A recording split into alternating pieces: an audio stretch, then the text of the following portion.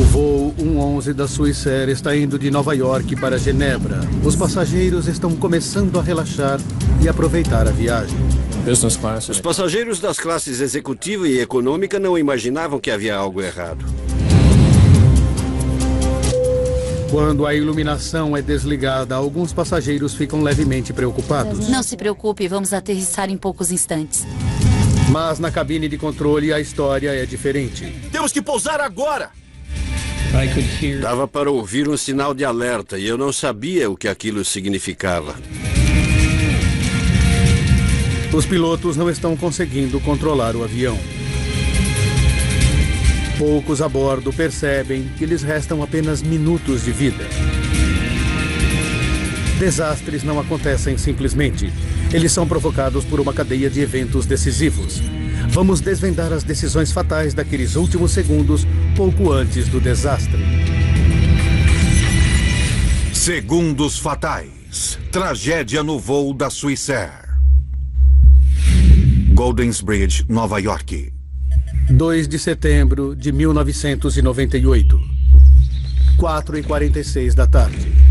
Ray Romano, pai de 3 filhos, vai viajar a negócios para a Europa. Você já está pronta, querida? Tô quase. Já tá na hora? Está. Ele tinha acabado de se tornar sócio da firma onde trabalhou a vida toda. Ele era um homem bom em tudo. Até a semana que vem. Ligue, por favor. Claro.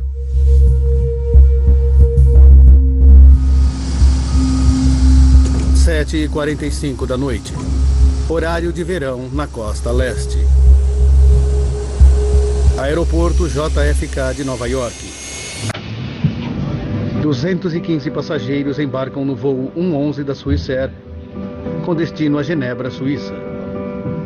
Tchau. Ray Romano está na fileira 9, perto da frente do avião. Está com bilhete? Não, Não? Ele vai sentar com você? vai. Ah, tudo bem então.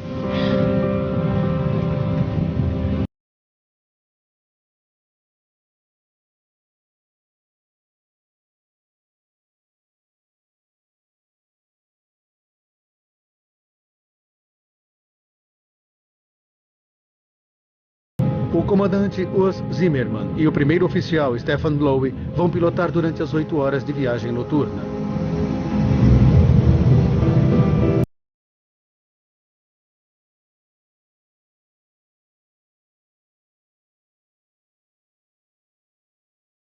Nove horas e 10 minutos da noite. 52 minutos depois da decolagem, o voo 111 da Swissair está viajando a 10 mil metros sobre a costa da Nova Escócia, no Canadá. Está sentindo esse cheiro? Sim, eu estou sentindo um cheiro estranho aqui. Mas eu não sei de onde vem.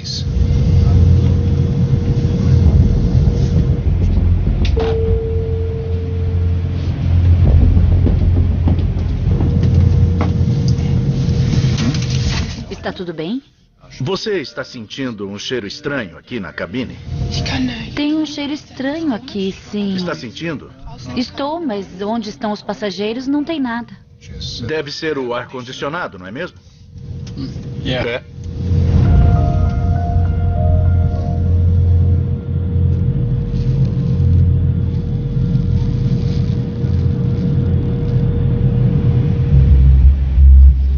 Você vai pintar o foguete de que cor, querida? Eu vou pintar de rosa e de roxo. Obrigado. Está perfeito. 9 horas e 13 minutos da noite.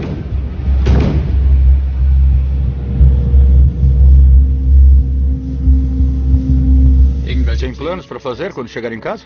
Vamos velejar no Lago Zurich. Muito legal.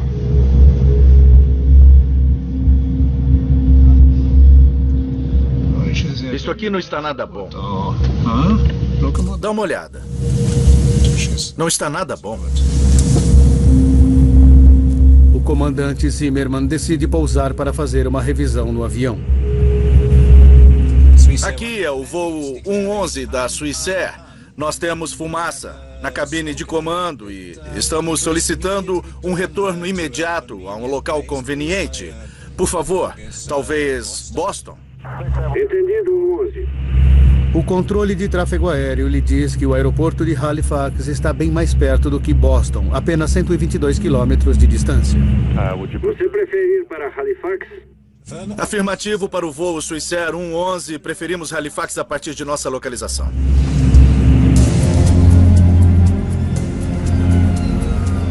O aeroporto se prepara para um pouso de emergência. A fumaça sumiu, mas os pilotos ainda querem que o avião seja revisado. Eles usam as máscaras de oxigênio como precaução e iniciam a descida. O comandante ligou os avisos de apertar cintos. Temos um problema com o ar-condicionado que precisa ser retificado antes de continuarmos com o voo. Vamos fazer uma parada no aeroporto de Halifax, no Canadá.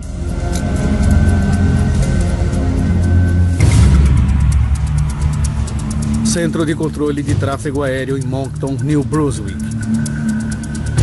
Dei uma olhada rápida no radar para ver onde a aeronave estava e imaginei que estivesse a uns 20 minutos do aeroporto.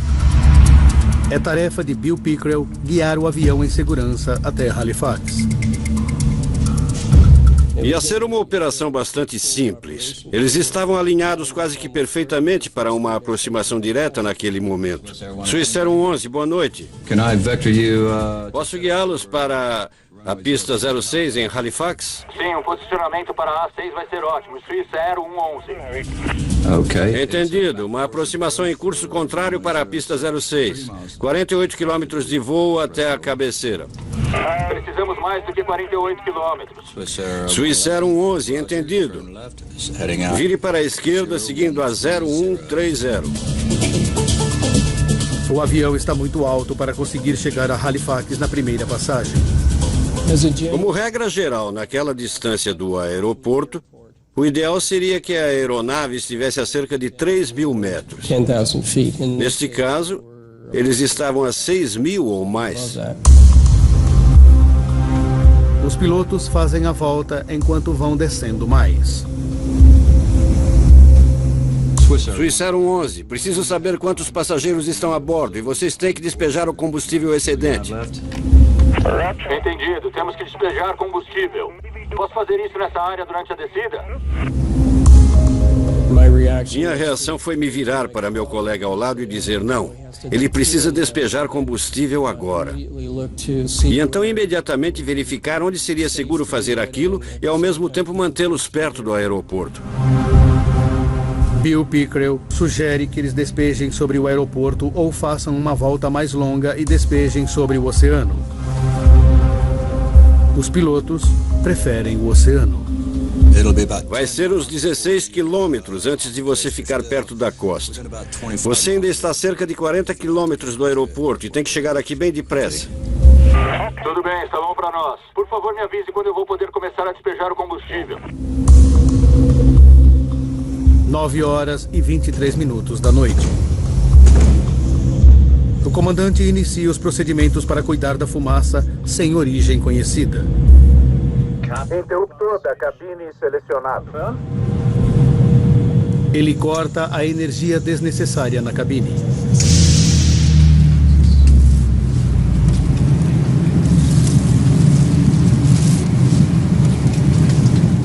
Por favor, devemos nos preocupar agora. Não há eletricidade, o ar está desligado. Não. O comandante nos assegurou que não há motivo para preocupação. São apenas os procedimentos normais de um pouso de emergência. Pouso de emergência? Não precisa se preocupar. Vamos pousar em poucos momentos. Pode prender o cinto dela, por favor?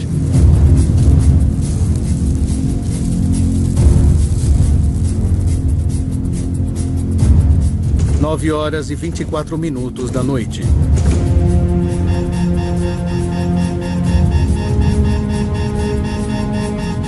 Perdemos o piloto automático. O piloto automático já era. Meu Deus, Stephen, tem fogo aqui. Vamos declarar emergência.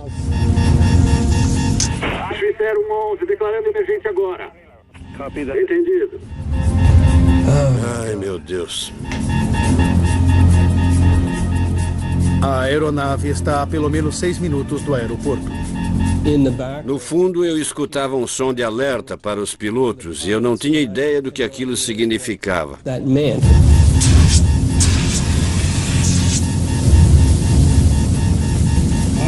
Que droga!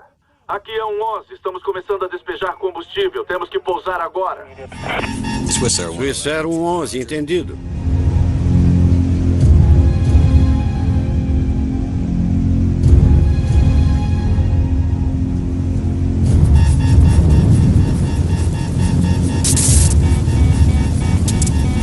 Perdemos os dispositivos primários de voo.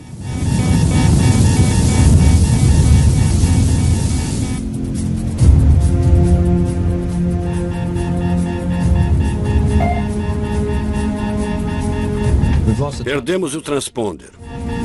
O transponder já era. Responda, Swissair 11. Toda a comunicação com o avião se perde. Swissair 11, responda. Os controladores de tráfego aéreo só conseguem seguir sua rota pelo radar.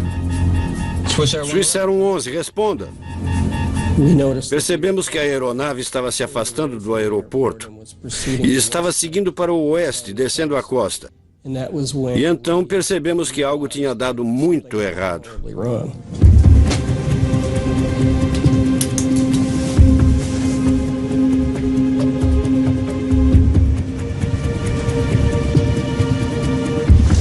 Meu Deus, isso é fumaça.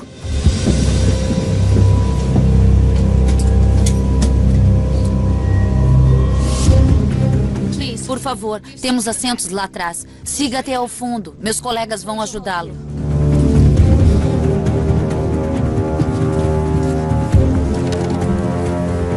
Tem fumaça na primeira classe.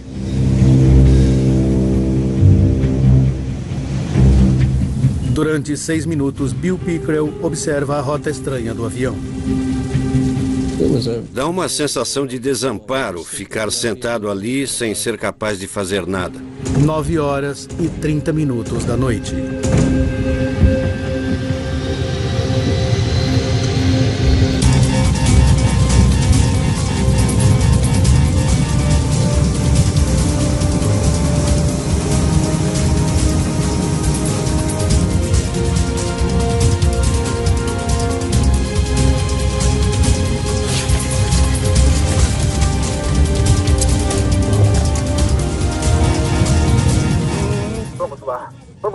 Vamos lá!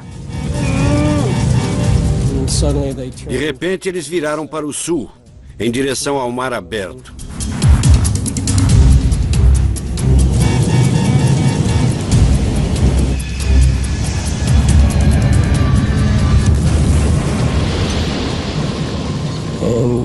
E a aeronave desapareceu. Ai, meu Deus, acho que o perdemos. Acho que o perdemos. Swissair 11, responda. Swissair 11. Meu Deus.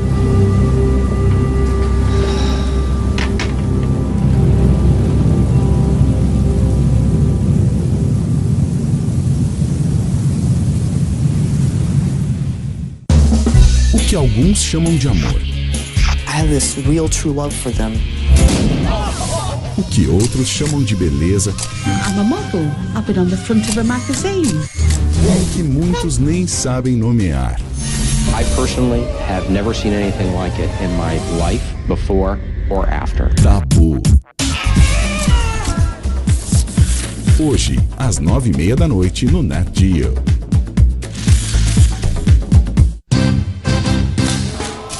Você vai conhecer de perto. You cannot imagine how much fun we have making rum. Os lugares onde são fabricados os produtos que chegam à sua casa. Com os novos episódios da série de sucesso no Nat Geo.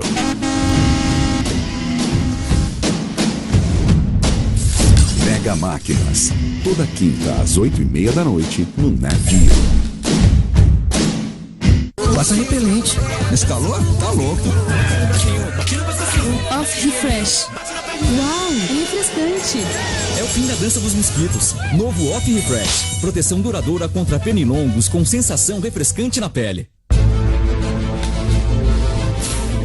Uma enorme estrada embaixo d'água. Um porto espacial no meio do deserto. O Nat Geo apresenta construções que parecem vindas do futuro, mas que hoje já são realidade. Obras incríveis, toda quinta às 7h45 da noite no Nat Geo. A seguir, Mayday, desastres aéreos. No Nat Geo. Continuamos assistindo Segundos Fatais. No Nat Geo. A última posição no radar do voo 111 da Swissair fica a 9 quilômetros da costa canadense. Quando a notícia se espalha, os pescadores correm para o mar para tentar resgatar sobreviventes.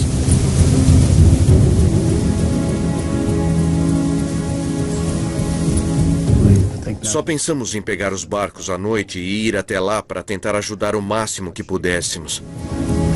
Era a coisa certa a se fazer.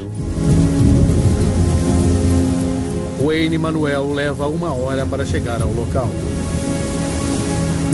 Víamos o resto dos barcos que estavam lá naquele momento e sentíamos o cheiro de combustível de avião. E quando nos aproximamos, vimos os destroços boiando.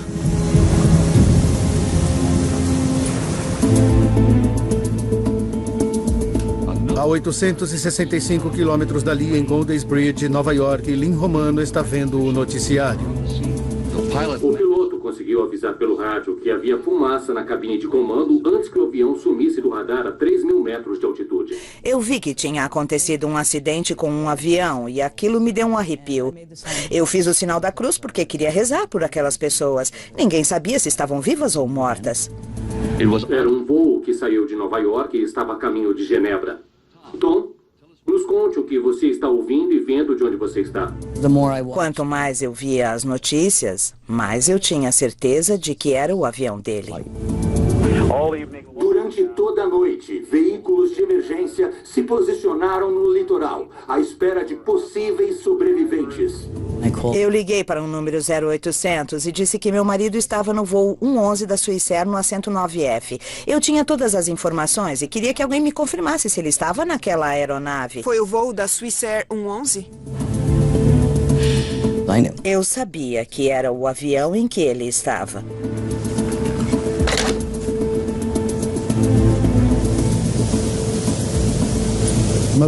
A maior parte das coisas que vimos flutuando eram roupas e pedaços de malas e sapatos. Eu acho que até passamos por um pedaço do avião. Provavelmente meia dúzia de janelas da lateral do avião. E esse foi o maior pedaço que vimos. Wayne esperava encontrar sobreviventes. Torcemos bastante, mas depois que chegamos lá e vimos o que estava boiando, percebemos que não tinha sobrado nada e que não haveria nenhum sobrevivente.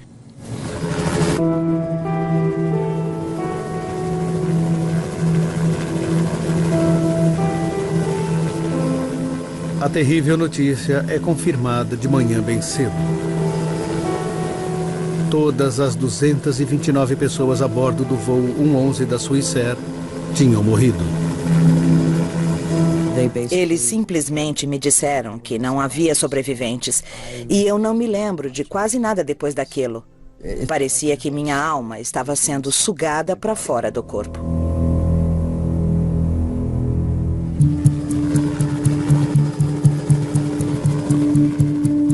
O Comitê Canadense de Segurança nos Transportes inicia uma investigação. A autoridade encarregada é Larry Vance. Ele tem 31 anos de experiência como piloto e 14 como investigador de acidentes de avião. Seu ponto de partida é a gravação do controle de tráfego aéreo. De fato, tínhamos bastante informação desde o início, porque sabíamos que a aeronave tinha pegado fogo e que os pilotos estavam lutando contra essa circunstância. Estávamos interessados em descobrir como o fogo começou, como se espalhou e como ele acabou danificando o avião. Para nós era essencial que respondêssemos essas 3 questões. Agora, ao nos aprofundar na investigação, podemos revelar o que fez com que um avião de passageiros moderno caísse no Oceano Atlântico, matando todas as pessoas a bordo.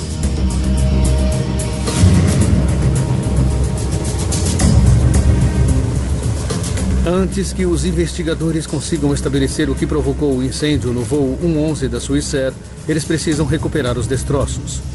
Mais de 20 agências do Canadá, Estados Unidos e Europa são convocadas para ajudar. Objetos pessoais e destroços foram encontrados ao longo de 200 quilômetros de praias. Vocês vão encontrar restos humanos. Não sei dizer o que vocês vão fazer depois. Deem um jeito e continuem seu trabalho. Apenas um corpo foi encontrado intacto.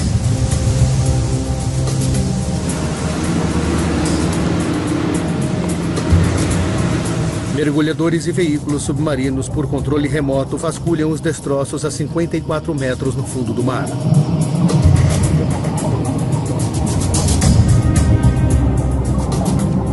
Era importante para nós tentar recuperar as caixas pretas, porque é lá que encontramos informações básicas sobre o que acontece na cabine. Estávamos muito ansiosos para colocar nossas mãos nelas. As 2 caixas pretas do avião acidentado foram encontradas intactas 9 dias depois do acidente. Nós temos uma lista de verificação para a fumaça do ar-condicionado. A equipe descobre que os pilotos sentiram cheiro e depois viram fumaça. Stefan, a fumaça sumiu. Mas depois que a fumaça sumiu, ela voltou e trouxe fogo com ela. Swissair 111, vocês estão liberados para despejar combustível. Entendido.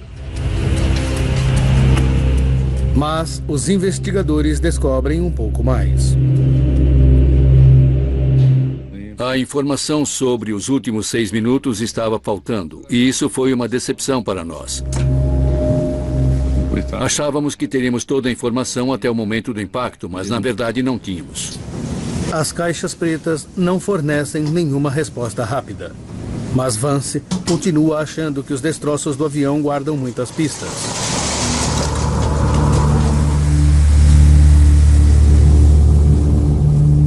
Eles levam meses para recuperar os destroços e os objetos pessoais.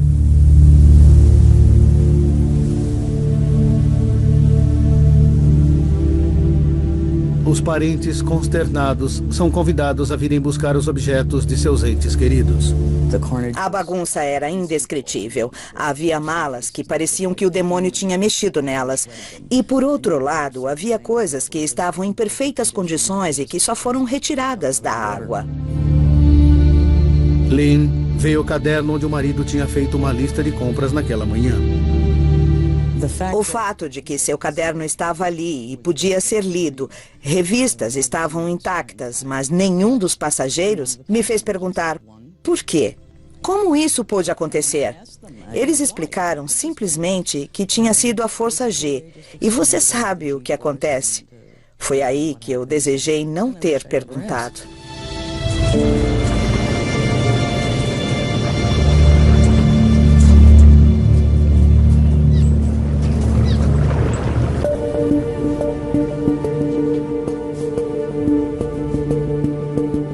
No final das contas, 98% do avião foi recuperado. Porém, estava em mais de 2 milhões de pedaços. A difícil tarefa de encontrar pistas se torna mais fácil porque o avião caiu na água e não na terra. Isso nos deu uma oportunidade única, porque não é muito comum acontecer um acidente no qual temos um incêndio em pleno desenvolvimento, apagado todo ao mesmo tempo, instantaneamente. Assim, isso preserva o estudo do incêndio naquele momento. A prioridade do investigador é determinar onde o incêndio começou e o que o provocou. Don Ans é o investigador técnico sênior do Comitê de Segurança nos Transportes. Ele lidera o grupo de investigação do incêndio. Os primeiros pedaços que surgiram e que foram identificados como tendo sido danificados pelo fogo eram da cabine de comando ou da cozinha da primeira classe. Então estávamos analisando essa área. Vendo que todos os destroços danificados pelo fogo são da parte dianteira do avião, a equipe decide que a melhor maneira de identificar o que aconteceu é fazer a sua reconstrução. Parecido com um quebra-cabeça de 5.000 peças, os destroços são pacientemente unidos até formarem uma imagem em tamanho real. Conforme uníamos mais coisas, a imagem foi ficando cada vez mais clara. Lembro que, ao olhar para o teto da cozinha número 1 em particular, vi que todo o estrago feito pelo calor ia de dentro para fora, o que colocava a fonte de calor sobre a cozinha. A reconstrução mostra que o fogo estava queimando não dentro da cozinha, mas fora de vista, na parte de cima do avião. É ali que ficam os equipamentos eletrônicos, a fiação, os componentes do ar-condicionado e o isolamento. Não havia detectores de fumaça lá em cima, e não é exigência que obrigue a tê-los. Os passageiros não tinham ideia do que estava acontecendo até que o fogo acabou passando pelo teto. E isso só aconteceu na cozinha da primeira classe e talvez no compartimento da primeira classe. No fundo do avião, classe executiva e econômica, ninguém teve a menor ideia de que algo inoportuno estava acontecendo. Uma parede de anteparo divide a parte de cima em 2 compartimentos com um pequeno túnel para a fiação passar. Sabendo quem sentiu o cheiro de fumaça e quando, a partir das gravações da caixa preta e analisando os danos na reconstrução... Está sentindo algum cheiro estranho, comissária? Onde estão os passageiros, não. A equipe de investigação descobre que o fogo começou na frente do anteparo, acima do teto da cabine de comando, onde os pilotos sentiram o cheiro quase que imediatamente. Se tivesse começado atrás do anteparo, teria provocado muito mais danos na parte traseira da fuselagem e as pessoas no fundo do avião teriam sentido o cheiro da fumaça antes das pessoas na cabine de comando. Agora, eles sabem onde o fogo começou e precisam descobrir como ele começou. Uma das coisas que procurávamos era se tinha havido algum tipo de atividade criminosa ou não. Uma inspeção mais cuidadosa em parte dos destroços sugere que houve. Bem no início da investigação, nós começamos a ver o que parecia chumbo de uma cápsula de arma de fogo, umas bolinhas.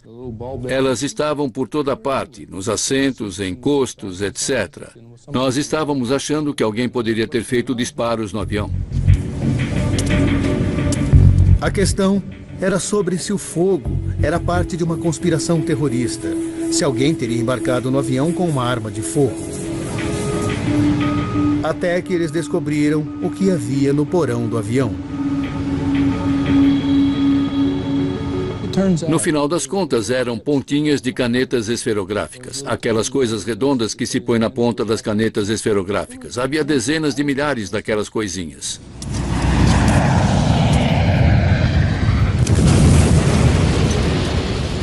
O avião bateu com tamanha força no mar que espalhou as esferas do compartimento de carga por toda a aeronave. Com a eliminação da criminalidade, Vance e sua equipe precisam levar em conta outras causas possíveis para o incêndio no voo 111 da Swissair. Sabíamos onde o fogo tinha começado e que estava localizado acima do teto da cabine de comando, e então começamos a procurar fontes de ignição lá em cima. E logo a mais óbvia que veio à cabeça foi a fiação. O avião abriga 250 quilômetros de fiação. 3.000 peças foram recolhidas do local do acidente. O investigador de acidentes de avião Jim Foote sabe que a tarefa de sua equipe é penosa. Primeiro, eles precisam identificar de onde cada fio era. Os fios B eram basicamente do fundo da cabine de comando, perto da primeira porta. Então, com certeza, esses fios eram interessantes. Queríamos todos os fios que começassem com a letra B. Nós vamos examinar cada centímetro desses fios. A equipe de Jim busca isolamento danificado ou faltando para ver se eles conseguem encontrar o fio que deu início ao incêndio. Qualquer fio que fique raspando em uma peça de metal pode desgastar o isolamento e se esse fio está energizado, então é possível que surjam curtos quando ele encosta nessa estrutura. Um curto é uma descarga elétrica que salta de um fio energizado exposto. Como um pequeno raio, ele cria um clarão de luz rápido e de calor muito intenso. Esse curto derrete o cobre das linhas que cobrem o fio, deixando uma bola de cobre indicadora. São essas bolas de cobre que a equipe está procurando. Eles encontram 20 segmentos de fio que entraram em curto. A maioria deles passava pelo teto da cabine de comando e qualquer um deles poderia ter provocado o incêndio. 8 dos segmentos de fio elétrico alimentavam o moderníssimo sistema de entretenimento pessoal do voo, que foi instalado na primeira classe e classe executiva no ano anterior ao desastre. Entretanto, apesar dos testes exaustivos, os investigadores não conseguem descobrir qual curto deu início ao incêndio. Nós ficamos desapontados com todo o esforço que investimos. Nada do material que tínhamos recuperado e ao qual tínhamos dedicado nosso trabalho nos levava a descobrir qual curto provocou o evento. A análise da fiação chega ao fim. Jim Foote está conformado de que não vai descobrir onde surgiu o curto inicial. Entretanto, conforme ele vai guardando as coisas, ele dá uma última olhada nos fios queimados do sistema de entretenimento. Ele não estava lidando com aquilo com o mesmo cuidado que tinha no passado, então ele abriu as pontas que estavam tortas. Eu comecei a desembaraçar os fios e, de repente, descobri uma segunda marca de curto no mesmo lado de um dos que a gente já tinha notado. Larry. Veja isso. Eu conhecia aqueles fios muito bem e Jim também os conhecia bastante. Quando os olhei no microscópio e vi aquela bolinha, eu pensei, nossa, é isso. Descobrimos. Jim descobriu. Para confirmar que esse foi o curto que deu início ao incêndio, eles o colocaram em uma maquete do sistema de fiação do teto da cabine de comando. Tem muito fio que passa pelo teto naquela área e eles são presos por um suporte de metal. Achamos que este fio ficou raspando nesse suporte. Os aviões estão sujeitos a constantes vibrações quando viajam acima dos 900 km por hora. Os investigadores acreditam que a vibração provocou o contato. O isolamento dos fios ficou danificado, permitindo que um curto acontecesse quando raspou no suporte de metal. Finalmente tínhamos chegado a uma conclusão quase que imediatamente para dizer que tinha de ser aquilo. Porque sabíamos que o posicionamento daqueles fios em que ele tinha encontrado o curto era exatamente o mesmo onde o fogo havia começado. A equipe ficou preocupada que o sistema de entretenimento não tivesse sido instalado de maneira apropriada. Como precaução, a Swissair removeu esse sistema não essencial de toda a sua frota.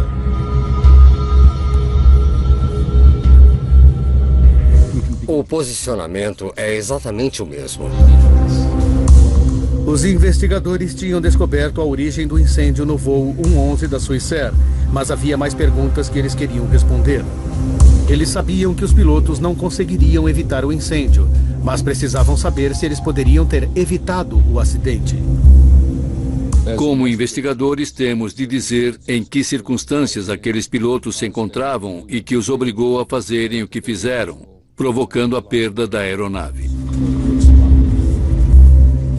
Vance e sua equipe esmiuçam as decisões que eles tomaram nos minutos antes do impacto. As gravações da caixa preta lhes contam que a cabine de comando fica cheia de fumaça e fogo momentos depois que os pilotos desligam a energia desnecessária onde ficam os passageiros. Uma das coisas que eles acabaram desligando foram os ventiladores de recirculação que ficam nos fundos, e isso mudou todo o fluxo de ar para o incêndio. Esses ventiladores puxaram as chamas através do anteparo para longe da cabine de comando. Depois de desligados, a chama mudou de direção. Ela simplesmente fez assim. Mudou imediatamente. O fogo que queimava sobre a cabine de comando desabilitou os sistemas essenciais da aeronave. Temos que pousar agora! Ele inutilizou quase todos os instrumentos que os pilotos usam para controlar a aeronave, pilotá-la e mantê-la no prumo. Subir e descer, todos esses instrumentos começaram a falhar praticamente ao mesmo tempo. O avião, com problemas, não tinha mais condições de voar. Não podemos culpar os pilotos por desligarem a energia desnecessária. Eles estavam seguindo os procedimentos da Swissair para cuidar de fumaça de origem desconhecida. Existe uma decisão que os pilotos tomaram minutos antes da queda que provocou vários eventos críticos. Ainda existem dúvidas sobre se os pilotos demoraram demais para tentar um pouso de emergência. Os investigadores dizem que eles mudaram a rota para ir a Halifax, mas depois mudaram de novo para despejar combustível no oceano. A opção dos pilotos em despejar o combustível aumentou os minutos de voo. Era um procedimento que eles poderiam ter ignorado. Os investigadores querem saber se este atraso custou a vida de 229 pessoas que estavam a bordo. Então, qual era a altitude inicial deles? 10.000 metros. Eles calculam que para uma aproximação direta a Halifax, os pilotos deveriam ter começado sua descida no momento em que solicitaram retorno imediato. Mas naquele momento eles não sabiam que o aeroporto de Halifax era uma opção. Além disso, um avião em pleno funcionamento precisaria de 13 minutos para fazer a descida. E o deles só tinha capacidade de voar durante 10. Quando eles decidiram despejar o combustível, não iam mais conseguir chegar a Halifax. Eles iam cair em algum lugar. A decisão deles em despejar ou não o combustível não iria fazer diferença alguma sobre o fato de que eles iriam viver ou morrer. O comandante Ur Zimmerman e o primeiro oficial Stefan Lowe são isentados de qualquer responsabilidade pelo acidente com o voo 111 da Swissair.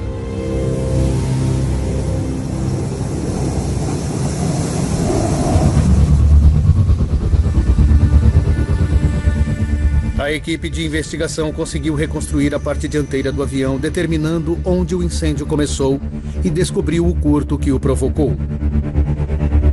Mas eles sabem que um pequeno curto não faz um avião cair. Para evitar incêndios futuros, a equipe precisava descobrir o que tinha queimado. De fato, a ameaça ao avião era o que estava alimentando o fogo. Se a gente tem material inflamável em tamanha abundância capaz de queimar um avião inteiro, esse é o risco real para o avião.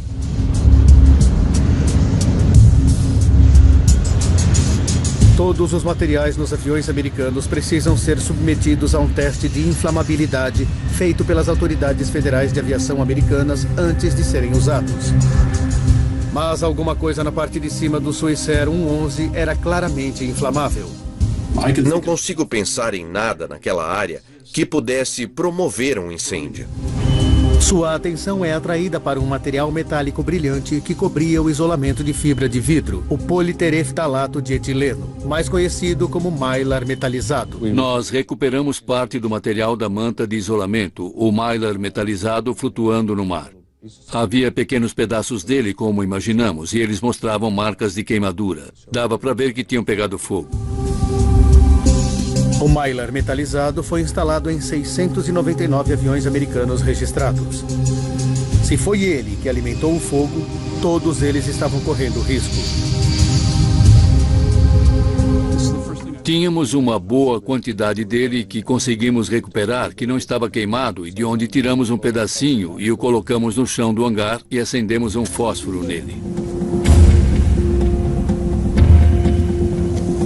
Ah, meu Deus. Veja isso. É incrível. E imagine, queimou feito louco. Muito inflamável. E nós pensamos, cara, este avião está cheio dessa coisa. Larry tem quase certeza de que o Mylar metalizado alimentou o fogo do Swissair 111. Sim, achamos que descobrimos o que pode ter sido o problema. Eles informam as autoridades da aviação imediatamente. Elas tinham testado a flamabilidade do Mylar metalizado há mais de 10 anos e tinham aprovado o seu uso.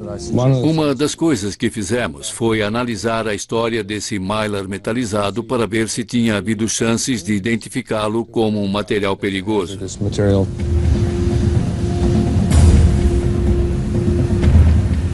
E, na verdade, nós descobrimos vários eventos durante os quais o Mylar metalizado pegou fogo em aviões. Em consequência desses incêndios, o fabricante de aviões McDonnell Douglas sugeriu que o Mylar metalizado deveria ser retirado de todas as suas aeronaves. 4 anos antes do acidente com o voo da Swissair, as autoridades americanas tinham testado novamente o Mylar metalizado e descobriram que ele era inflamável, mas elas não o proibiram. O fato é que nenhum deles tinha provocado a perda de vidas. Se um desses acidentes anteriores tivesse resultado em uma quantidade de mortes, se tivessem que contar corpos, talvez as autoridades tivessem tido uma reação diferente. A FAA agora tinha corpos para contar, 229. Eles testaram novamente o Mylar metalizado, sujeitando-o a condições de voo muito mais realísticas. Ele falhou. A FAA deu às companhias aéreas americanas 4 anos para retirá-lo dos aviões.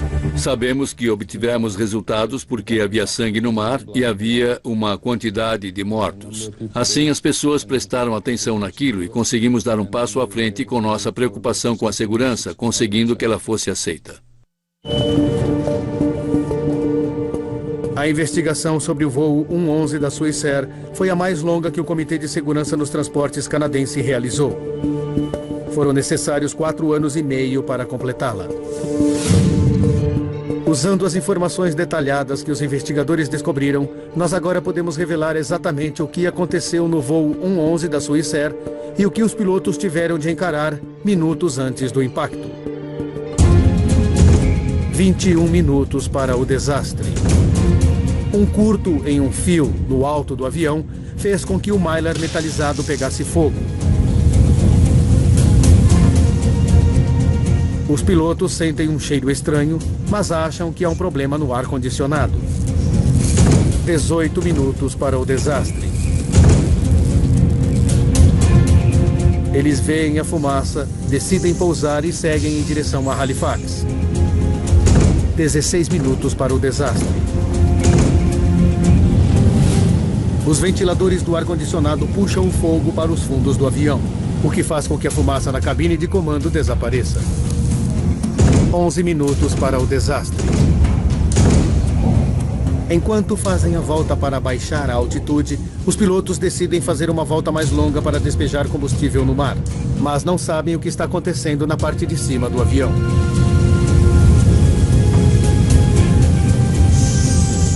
Oito minutos para o desastre. O comandante resolve cortar a energia desnecessária, desligando os ventiladores do ar-condicionado e permitindo que o incêndio se alastre bem em cima da cabine de comando. 7 minutos para o desastre. As chamas destroem o sistema de piloto automático, forçando os pilotos a voarem manualmente. Só agora eles percebem o tamanho do problema. Os investigadores suspeitam que o comandante Zimmerman tenta apagar o incêndio, deixando o primeiro oficial Lowe pilotando o avião avariado. 6 minutos para o desastre. O fogo anula os controles de voo, a comunicação com o controle de tráfego aéreo e as caixas pretas. Em um calor escaldante, o primeiro oficial Lowe luta para manter o controle, mas o avião não tem mais condições de voo. Um minuto para o desastre.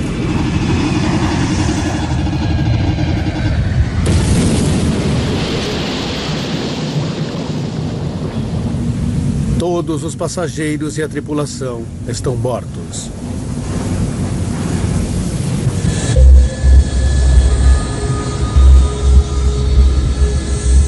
Para evitar mais perda de vidas, o Comitê de Segurança nos Transportes canadense fez algumas recomendações. Muitas foram adotadas no mundo todo pela indústria da aviação. Eles sugeriram que os procedimentos para se lidar com fumaça de origem desconhecida fossem repensados. Nossa recomendação foi: se houver fumaça ou cheiro de fumaça em um avião, é preciso admitir que existe fogo fora de controle até que se prove o contrário. E acho que isso foi mais bem aceito pela comunidade aeronáutica do que antes do voo 111 da Swissair. O maior sucesso dos investigadores foi a proibição do mylar metalizado inflamável. Como resultado da investigação do voo Swissair 111, sabemos que materiais que antes eram utilizados em aviões não são mais usados neles. Assim, muito trabalho de qualidade foi feito e muitas medidas de segurança foram tomadas.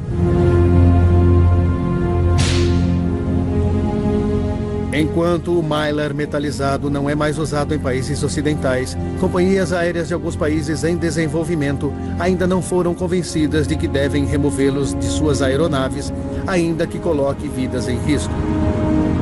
As próximas medidas para tornar as viagens aéreas mais seguras podem só ser tomadas depois de outro trágico acidente. Será preciso acontecer um outro evento que chame novamente a atenção das pessoas. E aí poderemos dizer: nós avisamos, mas vocês não consertaram. Agora é melhor fazer alguma coisa antes que aconteça de novo. Não dá para fazer as pessoas aceitarem mudanças a não ser que elas sintam a obrigatoriedade. Versão Marshmallow São Paulo.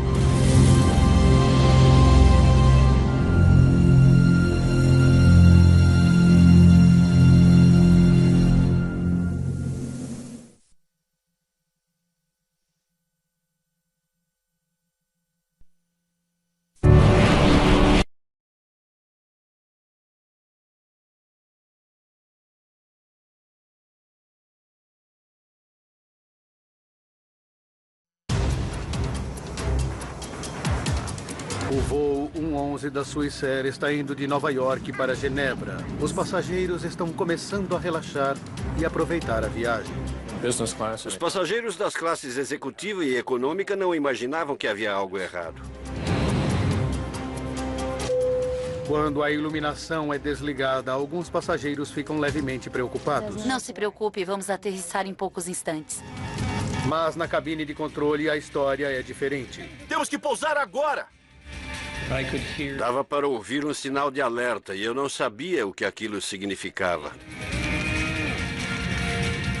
Os pilotos não estão conseguindo controlar o avião. Poucos a bordo percebem que lhes restam apenas minutos de vida.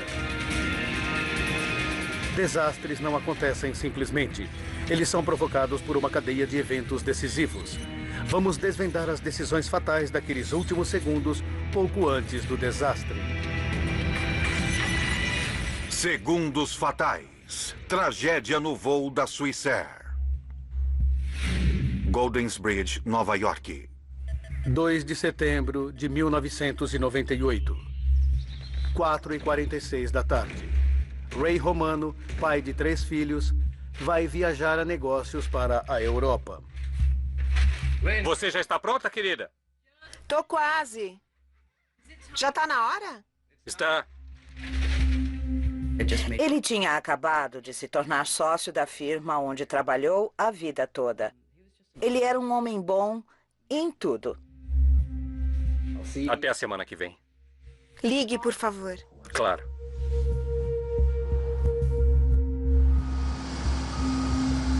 Às 7h45 da noite. Horário de verão na costa leste. Aeroporto JFK de Nova York. 215 passageiros embarcam no voo 111 da Swissair, com destino a Genebra, Suíça. Tchau. Ray Romano está na fileira 9, perto da frente do avião. Está com bilhete? Não. Não? Ele vai sentar com você? Vai. Ah, tudo bem, então.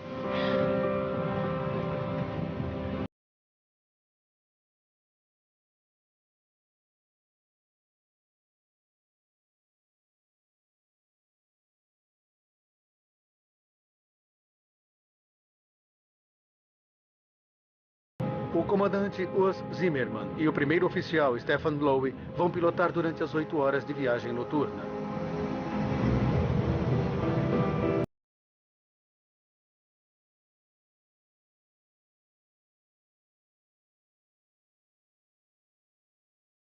Nove horas e 10 minutos da noite.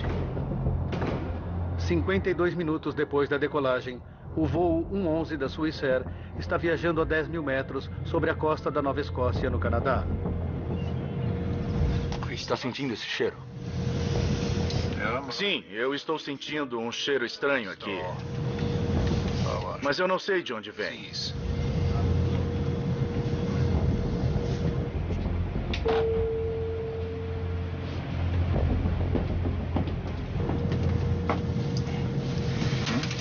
Está tudo bem? Você está sentindo um cheiro estranho aqui na cabine? Tem um cheiro estranho aqui, sim. Está sentindo? Estou, mas onde estão os passageiros não tem nada. Deve ser o ar-condicionado, não é mesmo? É.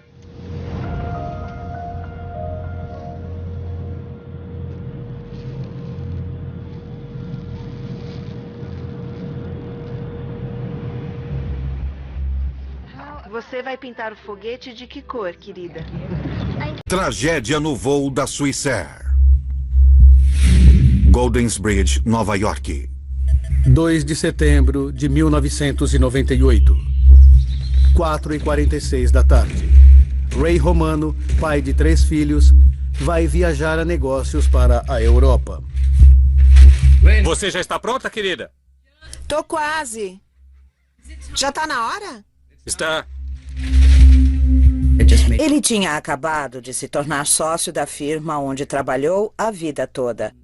Ele era um homem bom em tudo. Até a semana que vem. Ligue, por favor. Claro.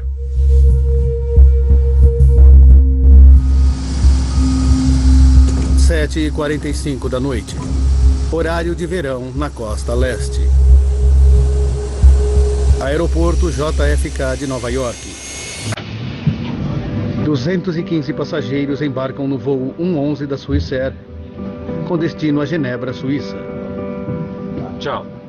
Ray Romano está na fileira 9, perto da frente do avião. Está com bilhete? Está tudo bem? Você está sentindo um cheiro estranho aqui na cabine? Tem um cheiro estranho aqui, sim. Está sentindo? Estou, mas onde estão os passageiros não tem nada. Deve ser o ar-condicionado, não é mesmo? É.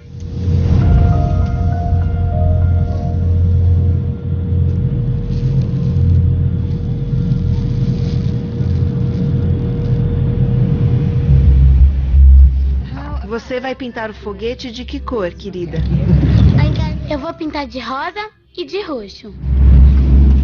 Obrigado. Está perfeito.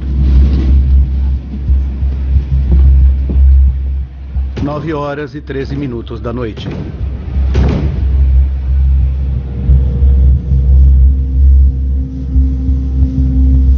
Tem planos para fazer quando chegar em casa? Vamos velejar no Lago Zurich. Muito legal.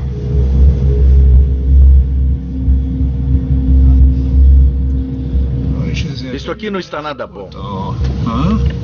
Dá uma olhada. Não. Não? Ele vai sentar com você? Vai. Ah, tudo bem, então.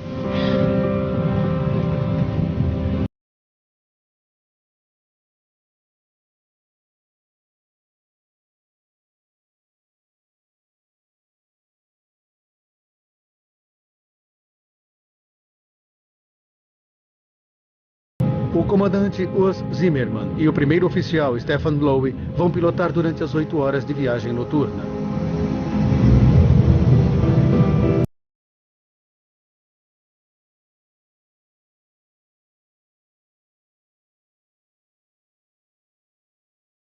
9h10 da noite. 52 minutos depois da decolagem, o voo 111 da Swissair está viajando a 10 mil metros sobre a costa da Nova Escócia, no Canadá. Está sentindo esse cheiro? Sim, eu estou sentindo um cheiro estranho aqui. Mas eu não sei de onde vem.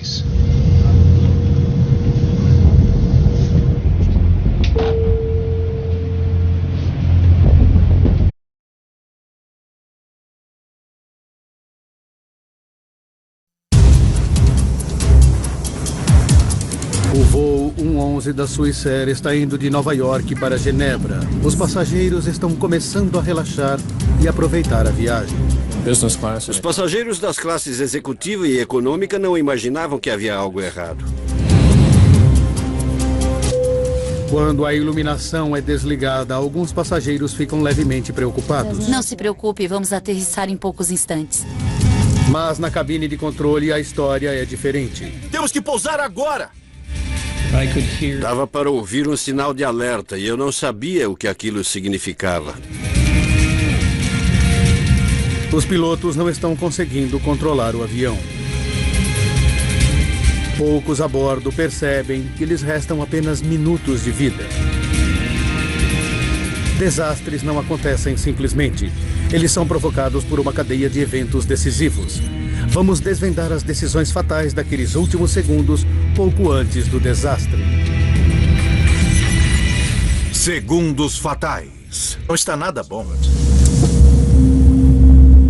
O comandante Zimmerman decide pousar para fazer uma revisão no avião. Aqui é o voo 111 da Swissair. Nós temos fumaça na cabine de comando e estamos solicitando um retorno imediato a um local conveniente. Por favor, talvez Boston? Entendido, 11. O controle de tráfego aéreo lhe diz que o aeroporto de Halifax está bem mais perto do que Boston, apenas 122 quilômetros de distância. Você prefere ir para Halifax? Afirmativo para o voo Swissair 111. Preferimos Halifax a partir de nossa localização.